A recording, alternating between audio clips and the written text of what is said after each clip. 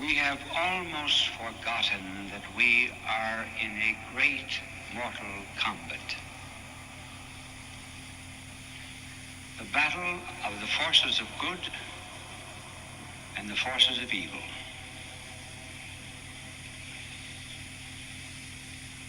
Today we are beginning either to domesticate the devil or else to deny him. God's definition of himself is, I am who am. The devil's definition of himself is, I am who am not. He is most powerful when he is denied.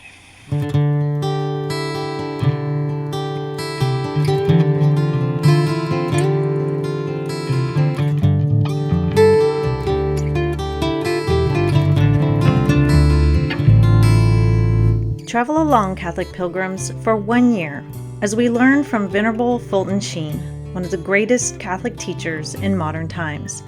Join me, Amy Thomas, once a week for a short reading out of Bishop Sheen's book, Way to Inner Peace.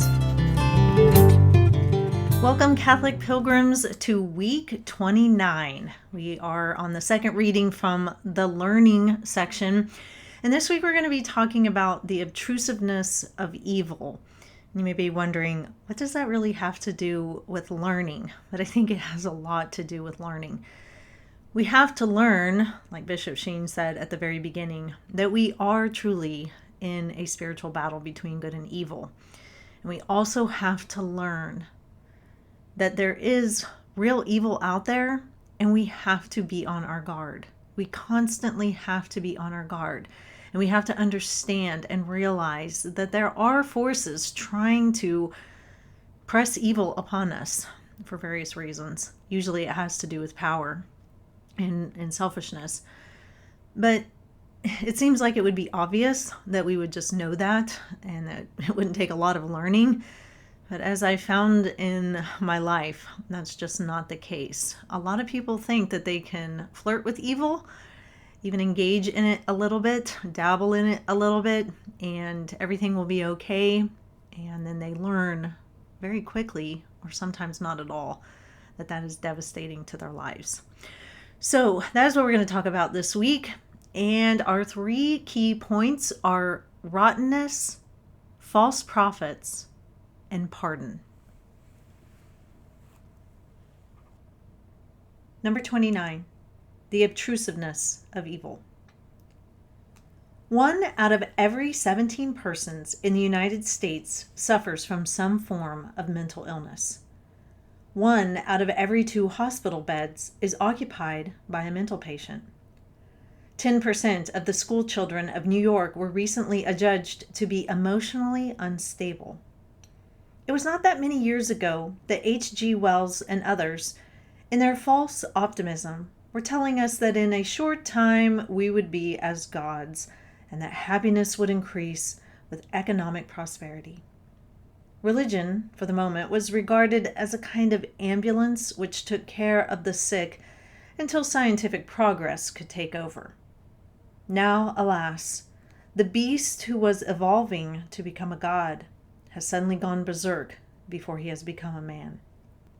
A character in one of George Bernanos' novels asks, "Do you believe in hell, Pernicion?" The answer comes back, "Look, you need to go no farther. My house is a hell." Hell, which once was pictured way down there, is back again, but now way in here, in the breast of man. He who was wont in saner days to confess his faults, admit personal guilt, and try to make some amends for both, is induced to becoming a kind of regurgitating sewer, vomiting the rottenness within. An analysis of the stagnant waters that comes when unconsciousness promises a cure, but it in most cases no more saves than an analysis of the waters of a sinking ship saves the vessel. The ancient principle of purgation of evil has now become a kind of curiosity in which a mind takes delight in its mental spewings after the fashion of the dog described in sacred scripture, who, quote, returns again to his vomit. unquote. Proverbs 26:11. Why the intense interest in crime? How explain it psychologically? It is a fact that more crimes are committed in 1 year on television than in 6 major cities of the United States. A threat or an act of violence is enacted every 2.5 minutes on children's television shows. In the end, the police always catch up with the criminal, thus giving a smattering of justice. It is now a mark of a simpleton to exhibit a naive surprise at the quantity of evil that is in the world. This major interest in crime indicates something new, namely, the obtrusiveness of evil. Added to this is the psychological fact that evil is pictured in someone else. By depersonalizing it, by making it social and not personal, conscience is eased, at least for the moment. The Chinese have a proverb, quote, "I thought that I was unfortunate because I had no shoes, until I saw a man who had no feet," unquote. By looking at the crime of others, we do get into a state of thinking that by comparison, we cannot be so bad. We may even be virtuous. Modern man is naked. He has been stripped by false prophets who told him that his old clothes of morality were out of date. Now, none of the new suits he puts on can cover his nakedness. Moreover, they give him considerable discomfort. The preoccupation with political evils has, for the moment, as Dorothy Sayre points out, blinded us to the grosser sins of spiritual pride and intellectual sloth. But the obtrusiveness of evil is no reason for despair. Saner minds will see the issue more clearly. As our instability increases, it will be more clearly seen that if psychiatry is the final and absolute answer to the problem of evil, which no good psychiatrist could ever maintain, then no psychiatrist could ever be abnormal. He ought to be in civilization what the saint was in other days, its most stabilizing factor. We will also see bad economic conditions are not the cause of evil, otherwise no rich men would ever be cruel. Sex license would no longer be held up as the cure, for if it were true, no unrepressed person would ever be tyrannical or a social problem. Within a short time, we will see that the source of evil is in the heart of each individual. When we begin to purge out what is wrong and turn to God for pardon, our mental health will surely return to us. In the summer of, 2015, when the presidential campaigns were going on, I was at a family reunion, and some of the people that were there, we got into a discussion about politics. And some of the people there were just absolutely adamant that Trump was wonderful because he was going to make the economy great again. And yeah, hey, I like a good economy. Everybody does. But I said, as my comment, yes, but the problem is that there's a rottenness within our country that no amount of money and no good economy can fix. And we need someone who is going to tackle the social issues of the day. And we really need to tackle abortion, because if people don't have a right to life, then who cares about money? Who cares about any of this? None of it matters if we don't have a right to life. Now, at that time, the person disagreed with me and was like, no, we can't argue those social issues. We have to argue the economy. People care about money. And I do agree. People care about money and how you're going to feed your family. And all of those things are very, very important. But again, I reinstated, if life doesn't matter, then none of this matters. Now, thankfully, Trump did go on to put in some very conservative constitutional justices, and in the end, Roe versus Wade has been overturned. Praise God for that. So that is good. And our economy was a lot better under Trump, except for when COVID hit. But my point is that a lot of Christians, a lot of conservatives, they do want to argue that if the economy is good, then we will be a healthy, happy society. Bishop Sheen says here, it was not that many years ago that H.G. Wells and others, in their false optimism, were telling us that in a short time we would be as gods and that happiness would increase with economic prosperity. Now, the interesting thing about this is the United States is probably the wealthiest country in the world. I haven't looked at the numbers or anything, but I'm pretty sure that's correct. However, we're also the country that has some of the highest rates of depression and mental illness on the globe. So, if this was true, that with economic prosperity, health and happiness go up, then we should see depression levels drop away, mental health problems drop away, and that's just not the case. And the key thing there is that we thought that economic prosperity would make us like gods and that we would be able to find our own happiness apart from God, and that money would be, our savior. And that just hasn't panned out. A really good example of this that I want to share with you all is back when I was a counselor for victims of domestic and sexual violence. Mostly I counseled victims of sexual violence. Sometimes I would get judges that would call me, and they would have somebody that they had just sentenced to like a drug rehab house that they wanted me to go and talk with and counsel because they felt like this person's drug addictions were a direct consequence of abuse that had happened in their life. And so I would often go to these houses. They were kind of on lockdown. The residents could not just walk out the front door or anything like that. So I got this call to go to this women's drug rehab house. And the houses were always very nice. It wasn't like they were scary or anything. Very well kept, a pleasant place to be. I never walked into them. I was like, oh gosh, I can't believe they make people live here. So just to let you know, they seemed like nice places. And another counselor there at the house met me at the door, and she knew I was coming, and she was the one that was going to usher me in to talk to this young woman who the judge had called me about.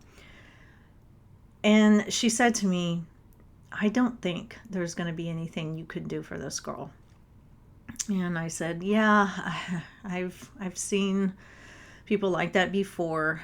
And, she kind of gave me a look like, well, good luck. And then she led me into the room. And it was this big, big room. And the girl was sitting with her back towards me at a table, just a big table. Nothing was in the room. She was just sitting there quietly. And I walked around to sit on the other side of her and face her. And I knew instantly what the other counselor was talking about. There was no life in her eyes at all. Probably one of the most lifeless looking people I have ever seen. And I kind of was at a loss because sometimes you can see hope in people's eyes. When people would come to counseling, like, I trust and hope that you can maybe help me out of this dark time in my life, but there was nothing. She didn't even acknowledge my existence. And she was a very young girl, very pretty, just lifeless eyes. So I sat down and we started talking. She didn't offer up a lot, but after a while she started telling me a little bit more. And so I encouraged her to tell me what was going on. I told her that the judge had called me and all that. And so she started talking, and she said, I was raised in a Christian family, and my parents are good people. I had a good upbringing. And when I went away to college, I was a good student. I got good grades, and I had a lot going for me. But during that time in college, I met up with some other girls, and money was tight. And what these girls said was, well, if you start dancing, you can make a lot of money, and that will really help out your life. I mean, you'll be able to pay off your college, you'll be able to buy your college books, You won't be strapped for cash. You can buy new clothes and things like that. They were offering her this economic prosperity. She would gain a lot of happiness and things would be a lot easier if she started dancing. And now by dancing, I think you know what I mean. I'm talking about ladies dancing for other men. Try to keep that as PG as I possibly can. And she went on to talk about how at first she was very, very against it. That was against her upbringing and she wanted no part of it. But as time went on, she started to entertain the idea. And she said, I saw these girls with new clothes. They got their hair done. They got their nails done. And they were always going out partying. And guys really seemed to like them. And here I am studying all the time, not getting to have much fun. Maybe I could give it a try. And so she did. She did. And she said that it was awful. She said the first time she did it, she felt absolutely disgusting and absolutely hated every second of it. And it just got worse and worse and worse. But she kept doing it because, these girls were just reassuring her, you'll get used to it, you get over it. And drugs came into the scene because these girls take a lot of drugs in order just to get through these things because it is so uncomfortable. And, it just started to devolve into worse situations and worse situations. And then something very, very tragic happened to her. I won't go into that in case you have sensitive ears around. And she ended up leaving, but it caused her to just really fall into drugs and alcohol as a way to numb her pain.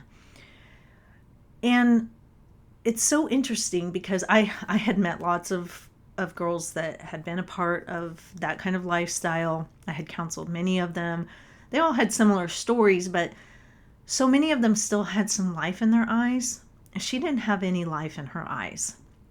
And I did try to talk to her about, sometimes we get fooled into getting into these lifestyles, but you can turn it around. You can turn this around. She wasn't hearing anything I had to say. And so, as I was reading through the readings to prepare this week, I thought of her, where she had these people in her life telling her that, she would have happiness and economic prosperity and all of these things, these false prophets who said, ignore the morality that you grew up with. Ignore it all and just give it a try. This is what will truly make you happy. And it failed devastatingly. She couldn't forgive herself. She was mentally tormented and had obviously some deep depression issues. And, I didn't get to spend enough time with her. And, I just was never able to make any headway at all with her. And it's truly tragic. It's truly tragic when we think that when we, take off the clothes of morality, as Bishop Sheen says, that we'll truly find happiness. And, I'm not blaming this girl. In some ways it is her responsibility. She was an adult and she was talked into it and she ultimately chose to go down that path. But she was deceived. She really was deceived. And this is what happens when we play around with evil. We open the door just a little and we think, oh, I'll be able to manage it. I'll be able to handle it. And just like she did. She's like, I'll just do this as work and it will pay the bills. And then once I'm done with college, I'll be done with this. And just by opening that door just a tad, it just swung the door all the way until it fell off its hinges and just devastated her life. And then just all the evil came flooding in. Just all the evil came flooding in. And we have to remember that.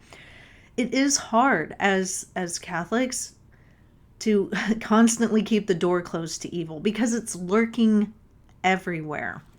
I mean, Bishop Sheen talks about how it's so prevalent in television and in our media, outlets, through music, through movies, even books. We've tried to teach our kids that if you're watching something and, something bad comes on, you need to shut it off. Even if you're watching something that's super popular and everybody's talking about and, you're going to get labeled a prude or whatever, it just has to be shut off. We have to be disciplined enough to just shut the door on evil. And trust me, there have been many times in our family life where we've turned off a show, or I've stopped reading a book, or I can't listen to a song because of the message. And it is a constant act of diligence on our part. And it has to be, because evil is obtrusive. It constantly is looking for a way to get into our lives. And so on the bigger picture, with our culture, we've really seen this play itself out. I know that you all know in our culture we have liberal and conservatives, progressives and moderates and Democrats and Republicans and all those things. And the thing with the progressive mindset is it has very slowly over time just continued to open the door to evil. Little by little, they've said, look, all we want is just this. It's just this little thing. And if we get just this little thing, we'll be happy. Okay? And those of us on the conservative side, or, just as Christians, we have said, well, okay. And if we try to say, no, I don't think that's right, then we get are you trying to force your religion on me? How dare you? I don't believe like you. But the reality is they're trying to force their beliefs on us. They're trying to force their secular beliefs and their secular morality, and I put that in quotes, on us. So somebody's going to be forcing something, or at least trying to. And we have to decide, do we want true morality that is grounded in God and moral absolutes? Or do we just want an anything goes, which celebrates vice and sin? And those are really the two choices. But this is what has happened is over time, the progressive movement has just little by little continued to open the door. Just this is all we want. And we're like, oh, okay, just that. And then they're like, okay, good. And then they open the door a little bit more. Okay, but now we really want this. And we're like, well, remember when you said that wouldn't happen? Oh, well, this is what we really need right now. And if you don't, then you're a bigot and you're hateful and you're awful. Oh man, I don't want to be called those things. I guess I have to relinquish this. I guess I have to relinquish to evil. And the amazing thing is that we just really have to say, no, you're not crossing this line. No, I'm not going to entertain this idiotic, immoral idea. We're just not. And when you say that, you just stop evil. Now they'll keep trying and they'll do all kinds of things to keep pressing the point. But really, that's what has to be done. Bishop Sheen says, the modern man is naked. He has been stripped by false prophets who told him that his old clothes of morality were out of date. And that's what we've been told, right? We've been told, oh, Christianity is so outdated. Oh, conservatism is so outdated. The old ways of doing things are so outdated. We are progressive people and we keep moving forward. But they never tell us where we're going to end up. There's no end game. There's never an end game to any of this. Because they always tell us, well, we just want this. And we're like, yeah, but what if you come asking for this? They always say, no, we'll never do that. Your snowball fallacy, snowball effect fallacy, it will never come true. Stop being paranoid. And then it happens. And then we're like, but you said, and they're like, yeah, we're moving on. And that's what we've been told. And nobody wants to be seen as outdated and not with the times and things like that. He goes on to say, now none of the new suits he puts on can cover his nakedness. Moreover, they give him considerable discomfort. And that's kind of how I feel. I mean, I feel a lot of discomfort nowadays because I feel like evil and immorality is continually thrust upon us. And I feel like I'm like a firefighter who's just running around trying to protect my family and put out fires over here and put out fires over here. And just as I get this fire put out, then another one springs up over here. And I'm just running around with my hose constantly trying to put out fires to protect my family. And it's very uncomfortable. Like I feel like, am I missing something? Is there some way that evil is intruding into my family life? Have I got all my bases covered? I mean, it is exhausting, and it is constant vigilance. But if that's what has to be done, then that's what has to be done in order to save the souls of the people in my family. He goes on, but the intrusiveness of evil is no reason for despair. And here's where we have our hope. Saner minds will see the issue more clearly. And that's what we have to have hope in, that God is out there creating saints, even in this day and age. We may not see them because the media definitely won't highlight them, and really nobody's going to highlight them. Oftentimes saints work behind the scenes, but they are working. And I truly do believe that we are starting to see a shift in the tides. I do believe we're starting to see the pendulum swing, because sometimes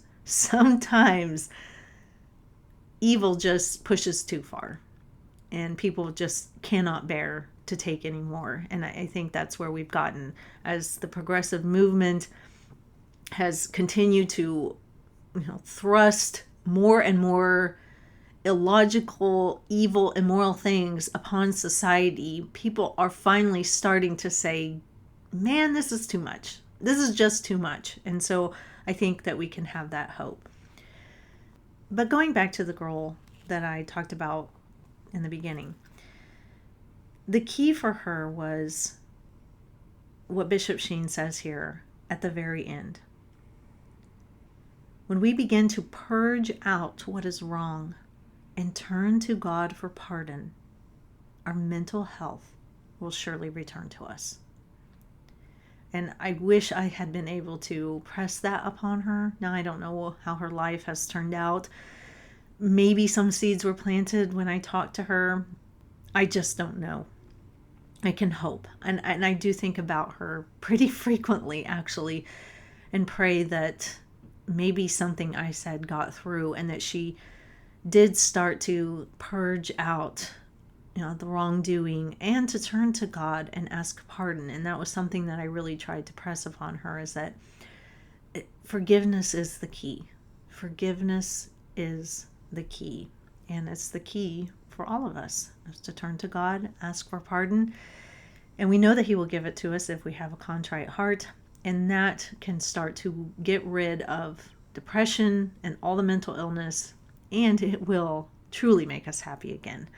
So that is all for this week, Catholic Pilgrims. I will see you back here for week 30.